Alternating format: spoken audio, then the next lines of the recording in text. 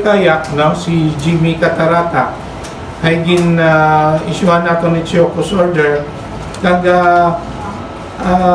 makaroon ng gate, no, ginagawa do resolusyon nga pirmado it among regional director, no, nga si Boy Kayak ay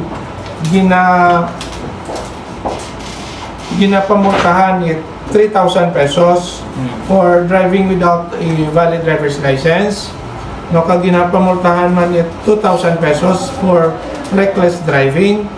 No, kag ang ikatatlo ay disqualified from being granted a driver's license and driving a motor vehicle.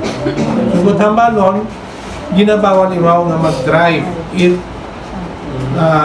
any kind of motor vehicle. So nag-coordinate na kami sa Provincial Police Office, no, nga kung makita si Boy Kayak nga nag-drive motorcycle or top-down or any kind of vehicle, no, i-aristo nanda kag kami sa LTO ang ma-file kaso.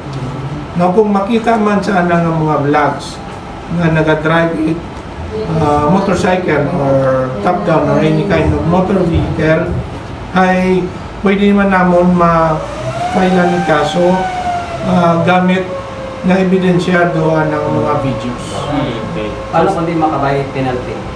Check. So, isuan lang naman ticket. No? Isuan naman it temporary operator's permit. So, kung hindi man makabayad, at least naka-recorded lang. Hindi man natin mapersa na atunan sa dang balay, kag isuktong gid. No, amon lang ay tikita namon, kag may resolution lang nga may pagbayaran ni Mao na fine iya sa LTO. Oh, sir, sa pagsugilan ninyo, sir, may remorse ba sa iyang part, sir? Yes.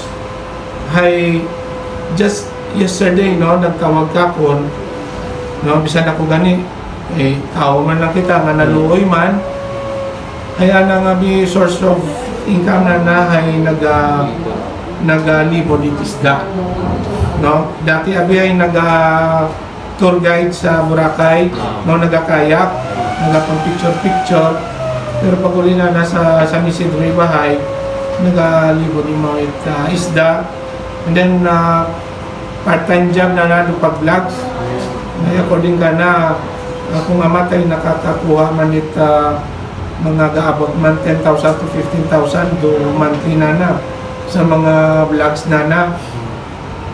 So nagapangayo it asaylo, no, kaga kung pwede mo nga ma-issuehan it driver's license. No, ay kung ako lang itong naluya ko pwede man punta, pero anang issue ay nakaabot sa regional office, anang kasikatan ay nakaabot sa national level. So gin-recommend it opisina namon sa central office, and gin pa naugan it resolution sa amon nga regional director nga i-disqualify sa pagbulit lisensya, at ang anang pangalan ay gina-placed on alarm status, blacklisted. Butambalon, bisan mag-atupay mo sa Antique, sa Iloilo, or sa Manila, or sa Mindanao nga magbulit lisensya, blacklisted mo sa LTO, hindi pwede makabulit lisensya. May chance, sir, malaki sa sir.